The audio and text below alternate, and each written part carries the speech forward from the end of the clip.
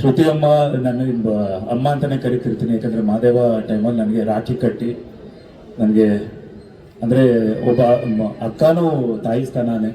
So ಹಾಗೆ ನನಗೆ ಭಾಳ ಇಷ್ಟ.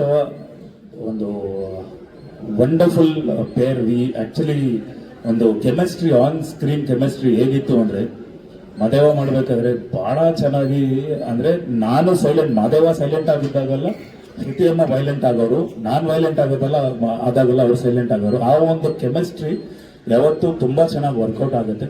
ಸೊ ಈ ಸಿನಿಮಾದಲ್ಲಿ ಡೈರೆಕ್ಟರ್ ಅವರು ಒಳ್ಳೇದಾಗಲಿ, ರಾಜೇಶ್ ಅವ್ರಿಗೂ ಒಳ್ಳೇದಾಗಲಿ, ಸತೀಶ್ ಅವ್ರಿಗೂ ಒಳ್ಳೇದಾಗಲಿ, ನಿರ್ಮಾಪಕರಿಗೆ ಒಳ್ಳೇದಾಗಲಿ. ಹಾಗೆ ನಾವು ಕಳ್ಕೊಂಡಿದ್ದಂಥ ನಮ್ಮ ಚಿರಂಜೀವಿ ಸರ್ಜಾ ಅವರು, ಅವರ ಹೆಸರಲ್ಲೇ ಇನ್ನೊಬ್ರು ಚಿರಂಜೀವಿ ಅಂತ ಬಂದಿದ್ದಾರೆ. ಸೊ ಇಂಡಸ್ಟ್ರಿಗೆ ಒಳ್ಳೇದಾಗಲಿ, ಅವರಿಂದ ಸಾಕಷ್ಟು ಒಳ್ಳೊಳ್ಳೆ ಸಿನಿಮಾಗಳು ಬರಲಿ, ಹಾಗೆ ಹಾಕಿರುವಂಥ ಬಂಡವಾಳ ದುಪ್ಪಟ್ಟು ಆಗಲಿ ಅಂತ ನೀವು ಕೇಳ್ತಾ. ಆ್ಯಂಡ್ ಹಿಮಾ ಅವರು ನಮ್ಮ ಮಾದೇವಲ್ಲಿ ಸೋನಾಲ್ ಅವ್ರ ಜೊತೆ ಒಂದು ಒಳ್ಳೆ ಕಾಂಬಿನೇಷನ್, ನಿಮ್ಮ ಒಂದು ಸಪೋರ್ಟು ಭಾಳ ಚೆನ್ನಾಗಿತ್ತು. ಮಾದೇವದಲ್ಲಿ ಚೆನ್ನಾಗಿ ಆ್ಯಕ್ಟ್ ಮಾಡಿದ್ರು. ನಾನು ಆ್ಯಕ್ಚುಲಿ ಇಲ್ಲಿಗೆ ಬರೋಕ್ಕೆ ಕಾರಣ, ಒಂದು ಶ್ರುತಿ ಅಮ್ಮ ಅವರ 175ನೇ ಸಿನಿಮಾ ಅಂದಾಗ ಫೀಲಿಂಗ್ ವೆರಿ ಪ್ರೌಡ್. ಯಾಕಂದರೆ ಅದು ಅಷ್ಟು ಈಸಿ ಅಲ್ಲ. 175ನೇ ಸಿನಿಮಾ ಮಾಡೋದು ಅಷ್ಟು ಈಸಿ ಅಲ್ಲ. ಹೌದು ಬಿಕಾಸ್ ಯಾಕಂದರೆ ನಮ್ಮ ತಂದೆಯವರು 450ಕ್ಕೂ ಹೆಚ್ಚು ಸಿನಿಮಾಗಳು, ಅದಾದಮೇಲೆ 150 ಸಿನಿಮಾ ಕನ್ನಡದಲ್ಲೇ ಮಾಡಿದಾಗ ಅವರು ಕೂತ್ಕೊಂಡು, ಅವರ ಕೊನೆ ದಿನಗಳಲ್ಲಿ ಕೂತ್ಕೊಂಡು ಟಿವಿಯಲ್ಲಿ ನೋಡಿದಾಗ ಯಾವ ಸಿನಿಮಾ ಯಾವ ಚಾನಲ್ ಹಾಕಿದ್ರು ಅವ್ರು ಕಾಣಿಸ್ಕೊಳ್ಳೋರು. ಸೊ ಅದು ನಾನು ಭಾಳ ನೆನೆಸ್ಕೊಳ್ಳೋರು. ಸೊ ಆ ಒಂದು ಹಾದಿಯಲ್ಲಿ ಅಮ್ಮ 175ನೇ ಸಿನಿಮಾ ಮಾಡೋದು ಅಷ್ಟು ಈಸಿ ಅಲ್ಲ. ಯಾಕಂದರೆ ಇದು ನನ್ನ ಬಲರಾಮ ನನ್ನ 25ನೇ ಸಿನಿಮಾ ಆಗುತ್ತೆ. But into how many times ನೀವು ಮಾಡಿದ್ದೀರ, ಬಟ್ ಕಂಪೇರ್ ಮಾಡ್ತಿಲ್ಲ. No comparison. ಇವ್ರಿಗೆ ರಿಪ್ಲೇಸ್ಮೆಂಟೇ ಇಲ್ಲ. ಯಾಕಂದರೆ ಮಾಲಾಶ್ರೀ ಮ್ಯಾಮ್ ಅವರು ಕನಸಿನ ರಾಣಿ ಆದರೆ, ಇವರು ಅಭಿನಯ ಸರಸ್ವತಿ. ಇವತ್ತು ಹೌದು, ಅಭಿನಯ ಸರಸ್ವತಿ ಅವರು ಟೈಟಲ್ ಈಗ ಇವ್ರಿಗೆ ಶಿಫ್ಟ್ ಆಗ್ತಿದೆ, ಪಂಡರಿಬಾಯಿ ಥರ ಅಂತ ಇವ್ರು ಹೇಳ್ತಿದ್ದಾರೆ. ನಮ್ಮ ನಾಗೇಶ್ ಅಣ್ಣ ಅವ್ರು ಹೇಳ್ತಿದ್ದಾರೆ. ಪ್ರತಿಯೊಂದು ಸಿನಿಮಾ ಮುಹೂರ್ತದಕ್ಕಿಂತ ಒಂದು ಸ್ವಲ್ಪ ವಿಶೇಷ ನನಗೆ ಈ ಸಿನಿಮಾ. ನನ್ನ 175ನೇ ಸಿನಿಮಾ ಅನ್ನೋ ಕಾರಣಕ್ಕೆ ನನಗೆ ಹೇಗೆ ಶುರು ಮಾಡಬೇಕು ಅಂತ ಗೊತ್ತಾಗ್ತಾ ಇಲ್ಲ. ಮೊದಲಿಗೆ ನನ್ನನ್ನು ಈ ಚಿತ್ರರಂಗಕ್ಕೆ ಕರ್ಕೊಂಡು ಬಂದಂಥ ಡಾಕ್ಟರ್ ರಾಜ್ಕುಮಾರ್ ಅಪ್ಪಾಜಿ ಅವರಿಗೆ ಮೊದಲು ನಾನು ಥ್ಯಾಂಕ್ಸನ್ನು ಹೇಳ್ತೀನಿ. ಅದಾದಮೇಲೆ ನನ್ನನ್ನು ನಾಯಕಿಯಾಗಿ ಪರಿಚಯ ಮಾಡಿದ್ದು ಶ್ರೀನಿವಾಸ್ ಮೂರ್ತಿ ಅಂಕಲ್, ನಂಬಿದರೆ ನಂಬಿ ಬಿಟ್ಟರೆ ಬಿಡಿ ಈ ಸಿನಿಮಾದಲ್ಲಿ. ಅದಾದಮೇಲೆ ನನಗೊಂದು ಹೆಸರನ್ನು ಕೊಟ್ಟು ಇಷ್ಟು ವರ್ಷಗಳ ಕಾಲ ನಾನು ಇಂಡಸ್ಟ್ರಿಯಲ್ಲಿ ಉಳಿತಾ ಇದ್ದೀನಿ ಅಂದರೆ ಅದು ಒಂದೇ ಒಂದು ಕಾರಣ, ಅದು ದ್ವಾರಕೀಶ್ ಅಣ್ಣ ಮಾಡಿದಂಥ ಶ್ರುತಿ ಸಿನಿಮಾ. ಅವ್ರನ್ನೂ ಕೂಡ ನಾನು ಜ್ಞಾಪಿಸ್ಕೊಳ್ತಾ, ಇನ್ನು ನನ್ನ ತಂದೆ ತಾಯಿ ನನಗೆ ಈ ಚಿತ್ರರಂಗಕ್ಕೆ ಕರ್ಕೊಂಡು ಬರೋದಕ್ಕೆ ಅವ್ರು ಪಟ್ಟಂಥ ಶ್ರಮ ತ್ಯಾಗ ಎಲ್ಲ ನನಗೆ ಗೊತ್ತಿದೆ. ಅವರು ಈ ಒಂದು ಮುಹೂರ್ತದಲ್ಲಿ ಇದ್ದಿದ್ದು ನನಗೆ ತುಂಬಾ ಖುಷಿ ಇದೆ ಅಮ್ಮ. ಡೈರೆಕ್ಟರ್ ಸರ್ ಹಾಗೂ ಈ ಟೀಮ್, ಮದರ್, ನನಗೆ ಇವ್ರು ಬಂದು ಕತೆ ಹೇಳುವಾಗ ಬೇರೆ ಎಲ್ಲ ಕತೆಗಳನ್ನೂ ಕೇಳುವಾಗ ನನಗೆ ಸ್ವಲ್ಪ ಇಂಟ್ರೆಸ್ಟಿಂಗ್ ಅನಿಸ್ತು ಈ ಸಿನಿಮಾ.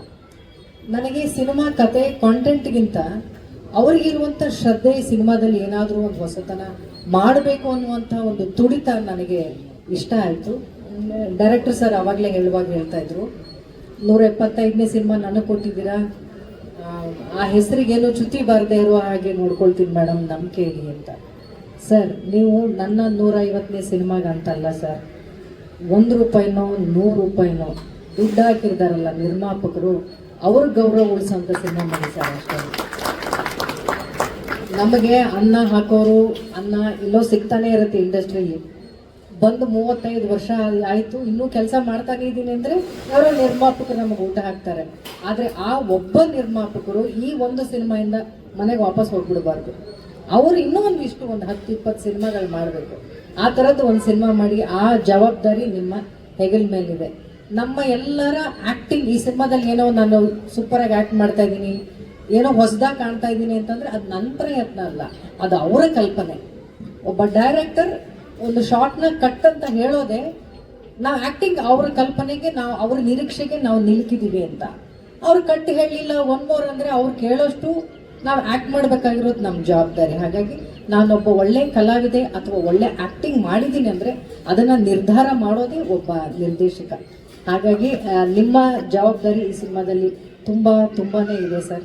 ನಾನು ಫಾರ್ ದ ಫಸ್ಟ್ ಟೈಮ್ ಇಷ್ಟು ಸಿನಿಮಾಗಳಲ್ಲಿ ನಾನು ಯಾವ ಸಿನಿಮಾಗೂ ಕೂಡ ವರ್ಕ್ಶಾಪ್ ಮಾಡಿ ಅಂತ ನಾನು ಕೇಳಿರಲಿಲ್ಲ, ಅಥವಾ ನನ್ನನ್ನು ಯಾರು ಕೇಳ್ಕೊಂಡು ಬಂದಿರಲಿಲ್ಲ. ಫಾರ್ ದ ಫಸ್ಟ್ ಟೈಮ್ ನಾನು ಡೈರೆಕ್ಟರ್ಗೆ ಹೇಳಿದೆ, ಸರ್ ನೀವು ಶೂಟಿಂಗ್ ಹೋಗೋಕ್ಕೆ ಮುಂಚೆ ಈ ಒಂದು ಸಿನಿಮಾಗೆ ವರ್ಕ್ಶಾಪ್ ಮಾಡಲೇಬೇಕು ನೀವು, ಯಾಕಂದರೆ ಸಾಕಷ್ಟು ಹೊಸ ಕಲಾವಿದರಿದ್ದಾರೆ, ಹೊಸ ಪಾತ್ರಗಳು ಕೊಡ್ತಾ ಇದ್ದೀರಾ.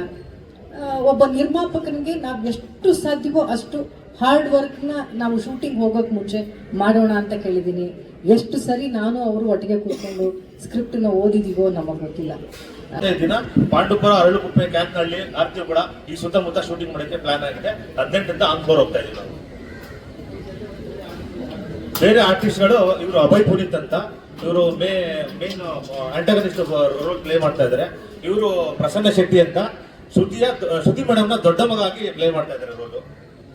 ಇನ್ನು ಅವರು ಚಿರಂಜೀವಿ ಅಂತ ಅವ್ರ ಚಿಕ್ಕ ಮಗ. ಅವ್ರ ಸಿನಿಮಾದಲ್ಲಿ ಬೇರೆ ರೂಪನೇ ನೋಡ್ತೀರಾ, ಮಲ್ಲ ಅಂತ ಕ್ಯಾರೆಕ್ಟರ್ ಅದು, ಬೇರೆ ರೂಪ ನೋಡ್ತೀರಾ ನೀವು ಬನ್ನಿ. ಗೀತಾಂಜಲಿ ಇವರು ಚಿರಂಜೀವಿ ಅವ್ರಿಗೆ ಪೇರಾಗಿ ಪ್ಲೇ ಮಾಡ್ತಾರೆ ರೋಲು. ಅರ್ಚನಾ ಹೆಗಡೆ ಶ್ರುತಿ ಮೇಡಮ್ಗೆ ಮೂಗಿ ಮಗಳಾಗಿ ಪ್ಲೇ ಮಾಡ್ತಾರೆ ಕ್ಯಾರೆಕ್ಟರ್ ಅವರು. ಹಿಮಶ್ರೀ ಪ್ರಸನ್ನ ಶೆಟ್ಟಿ ಅವ್ರಿಗೆ ಪೈರ. ಯಾರು ನೆಗೆಟಿವ್ ಸ್ವಲ್ಪ ಹಂಗೆ ಪ್ಲೇ ಆಗುತ್ತೆ. ಹೌದು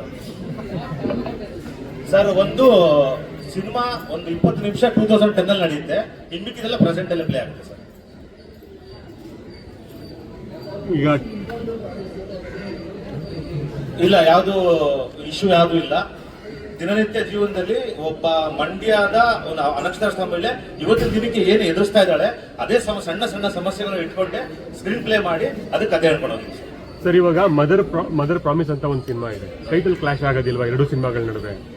ಸರ್ ಕೇಳಿಸೋದು ಒಂದೇ ತರ ಕೇಳಿಸ್ಬೋದು ಅದು. ಅಂದ್ರೆ ಮದರ್ ಪ್ರಾಮಿಸ್ ಅಂತ ಅದು ಆಣೆ ಆಗುತ್ತೆ, ಇದು ತಾಯಿ ಆಗುತ್ತೆ. ಹಂಗಿಂದ ಜನಗಳ ಬುದ್ಧಿವಂತಿದ್ರೆ ಅರ್ಥ ಮಾಡ್ಕೊಳ್ತಾರೆ ಅಂತ. ಟೆಕ್ಸ್ಟ್ ನಾನು ಹೇಳಿದ್ದು ರಿಲೀಸ್ ಟೈಮ್ ಅಲ್ಲಿ ಆ ಟೀಮ್ ಅವರು ನಿಮ್ಗೆ ವಿರೋಧ ಮಾಡೋದು ಆತರ ಏನಾದ್ರು ಮಾತಾಡಿದಿರ ಅವ್ರ ಜೊತೆನಲ್ಲಿ? ಸೇಮ್ ಟೈಟಲ್ ವಿರೋಧಗಳೇನು ಬಂದಿಲ್ಲ ಸರ್. ಈಗ ತರ ಟೈಟಲ್ ಎಲ್ಲ ಈಗ ವಿಡಿಯೋ ಮುಖಾಂತರ ಹೋಗೋದದು. ಇನ್ ಮುಂದೆ ನೋಡ್ಬೇಕು ಸರ್, ಏನಾದ್ರು ಬಂದ್ರೆ ಫೇಸ್ ಮಾಡ್ಬೇಕು ಸರ್. ರಿಜಿಸ್ಟರ್ ಆಗಿದೆ ಸರ್, ಎಲ್ಲ ಆಗಿದೆ. ಅಫಿಷಿಯಲ್ ಆಗಿ ಎಲ್ಲ ರಿಜಿಸ್ಟರ್ ಆಗಿದೆ. ಟೈಟಲ್ ಏನು ಸಮಸ್ಯೆ ಇಲ್ಲ ಸರ್, ಬಂದಿದೆ ಅಫಿಷಿಯಲ್. ಬೇರೆ ನಮ್ಮ ಈಗ ನೆಕ್ಸ್ಟ್ ನಾನು ಆರ್ಟಿಸ್ಟ್ಗಳಿಗೆ ಮೈಕ್ ಕೊಡ್ಬೋದಾ, ಅವರು ಮಾತಾಡೋಕೆ ಸ್ಟಾರ್ಟ್ ಮಾಡ್ತಾರೆ. ಆಕ್ಟ್ ಮಾಡಿದ್ದಾರೆ ಎಲ್ಲರಿಗೂ ಗೊತ್ತು. ಅವರ 175ನೇ ಸಿನಿಮಾನ ನಾವು ಕತೆ ಹೇಳಿದಾಗ ಕತೆ ಒಪ್ಕೊಂಡ್ರು. ನಾನು ಸುಮ್ಮನೆ ಹಂಗೆ ಕೇಳಿದೆ, ಮೇಡಮ್ ಇದು ನಿಮ್ದು ಎಷ್ಟೇ ಸಿನಿಮಾ ಆಗ್ಬೋದು ಅಂತ ಕೇಳಿದೆ. ಅವ್ರ ಹತ್ರ ಒಂದು ಡೈರಿ ಇದೆ, ಅದಕ್ಕೊಂದು ಸೀಕ್ರೆಟ್ ಲಾಕ್ ಇದೆ, ಅದನ್ನ ಓಪನ್ ಮಾಡಿ ಅವರು ಅದನ್ನ ಓಪನ್ ಮಾಡಿ ಡೈರೆಕ್ಟ್ರೆ ನಂದು ಇದು 175ನೇ ಸಿನಿಮಾ ಆಗ್ತಾರೆ ಅಂತಂದ್ರು. ನಂಗೆ ಭಯ ಸ್ಟಾರ್ಟ್ ಆಯ್ತು ಆಗ್ಲಿಂದಾನೆ. 175ನೇ cinema Vishnu sir, Ambareesh sir, tiger Prabhakar sir, Kamal Haasan sir ಜೊತೆ ದೊಡ್ಡ ನಾಯಕರ ಜೊತೆ ಮಾಡಿರೋ ನಟಿ ನನಗೆ ಅದು ಕಥೆನ ಒಪ್ಪಿ ಕೊಡ್ತಾ ಇದ್ದಾರೆ ಅಂದ್ರೆ ಒಂದ್ ಕಡೆ ತುಂಬಾ ಭಯ ಇದೆ. ಮೇಡಮ್ 175ನೇ ಸಿನಿಮಾ, ನಿಮ್ಮ ಹೆಸರು ಮತ್ತೆ 175ನೇ ನಂಬರ್ ಅದಕ್ಕೆ ಯಾವ್ದು ಮೋಸ ಆಗ್ದಂಗೆ ನಾವು ಡೈರೆಕ್ಷನ್ ಮಾಡ್ತೀವಿ ಅಂತ ನೀವು ನಮ್ಗೆ ಆಶೀರ್ವಾದ ಮಾಡಿ. ಸರಿ, ಈಗ ಚಿರಂಜೀವಿ ಅವ್ರಿಂದ ಮೈಕ್ ಕೊಡ್ತಾ ಇದ್ದೀನಿ, ಅವ್ರದ್ದು ಸ್ಟಾರ್ಟ್ ಮಾಡಿ. ನಿಮ್ಮ ಸಪೋರ್ಟ್ ಇವತ್ತಿಂದ ಹಿಡಿದು ಸಿನಿಮಾ ರಿಲೀಸ್ ಆಗಿ ಅದೊಂದು ಒಳ್ಳೆ ಅದ್ಭುತ ಪ್ರದರ್ಶನ ಕೊಡೋ ತನಕನೂ ಇಷ್ಟೇ ಸಪೋರ್ಟ್ ಕೊಡಿ. ಆ್ಯಂಡ್ ಫಿಲಮ್ ಬಂದರೆ, ಸೊ ನನ್ನ ಹೆಸರು ಆಲ್ರೆಡಿ ಚಿರಂಜೀವಿ ಹೇಳಿದೆ. ಸೊ ಸಿನಿಮಾದಲ್ಲಿ ನಾನು ಶ್ರುತಿ ಅಮ್ಮನ್ ಮಗನ್ ಕ್ಯಾರೆಕ್ಟರ್ ಮಾಡ್ತಾ ಇದ್ದೀನಿ. So completely rough and rugged character ಇದು. ಸರ್ ಹೇಳಿದ್ರು ಸೀರಿಯಲ್ ಅಲ್ಲೂ ಅದೇ ಕ್ಯಾರೆಕ್ಟರ್, ಇಲ್ಲೂ ಅದೇ ಇರ್ಬೋದು ಅಂತ. ಬಟ್ ಆ ಒಂದು ವೇರಿಯೇಷನ್ನೇ ಬೇರೆ. ಅಲ್ಲಿ ಪರಶು ಅನ್ನೋದೊಂದು ಕ್ಯಾರೆಕ್ಟರ್ ಇದೆ. ಬಟ್ ನಾನು ಇವಾಗ ಹೇಳ್ತಿದ್ದೆ ಅಮ್ಮನ ಹತ್ರ, ಈ ಕ್ಯಾರೆಕ್ಟರ್ ಬಂದಾದ್ಮೇಲೆ ಮಲ್ಲ ಅನ್ನೋ ಕ್ಯಾರೆಕ್ಟರ್ ಫೇಮಸ್ ಆಗ್ಬೇಕು ಅಂತ. ಸೊ ಅಷ್ಟು ರಫ್ ಅಂಡ್ ರಗಡ್ ಕ್ಯಾರೆಕ್ಟರ್ ಇದೆ. ಮತ್ತೆ ಆ ಕ್ಯಾರೆಕ್ಟರ್ದು ಆರ್ಕ್ ವೇರಿಯೇಷನ್ಸ್ ಅಷ್ಟು ನೀಟಾಗಿದೆ. ಸೊ ನಾನು ನಾಟ್ ಓನ್ಲಿ ನನ್ನ ಒಬ್ಬಂದೇ ಅಲ್ಲ, ಶ್ರುತಿ ಅಮ್ಮದಾಗ್ಲಿ ಮತ್ತೆ ಪೊಲೀಸ್ ಕ್ಯಾರೆಕ್ಟರ್ ಆಗ್ಲಿ, ಅಣ್ಣ ಕ್ಯಾರೆಕ್ಟರ್ ಆಗ್ಲಿ, ಪ್ರತಿಯೊಬ್ರು ಆರ್ಕ್ ಕೂಡ ಮತ್ತೆ ಸ್ಕ್ರೀನ್ ಪ್ಲೇ ಅಷ್ಟೇ ನೀಟಾಗಿ ಪ್ರೆಸೆಂಟೇಷನ್ ಮಾಡಿದ್ದಾರೆ. ಸೊ ಅಷ್ಟೇ ನೀಟಾಗಿ ಪ್ರೆಸೆಂಟೇಷನ್ ಮಾಡಿದ್ದಾರೆ ನಮ್ಮ ರಾಕೇಶ್ ಸರ್. ಮತ್ತೆ ಅದಕ್ಕೆ ಏನೇನು ಬೇಕು ಮ್ಯಾನೇಜ್ಮೆಂಟ್ ಆಗಲಿ, ಅದಕ್ಕೊಂದು ನಮ್ಮ ಅಣ್ಣದ ಹತ್ರ ಸತೀಶ್ ಸರ್ ಮತ್ತೆ ಆರತಿ ಮೇಡಮ್, ಅದಕ್ಕೆ ಏನೇನು ಬೇಕು ಎಲ್ಲ ನೀಟಾಗಿ ಒಂದು ಅರೇಂಜ್ಮೆಂಟ್ ಮಾಡ್ಕೊಡ್ತಾ ಇದ್ದಾರೆ. ಸೊ ವೆಲ್ ಪ್ರೆಸೆಂಟೇಷನ್ ಅಂತ ಅನ್ಕೊಂತೀನಿ. ನಾನು ಸ್ಟೋರಿ ಕೇಳಿದಾಗ ಖಂಡಿತ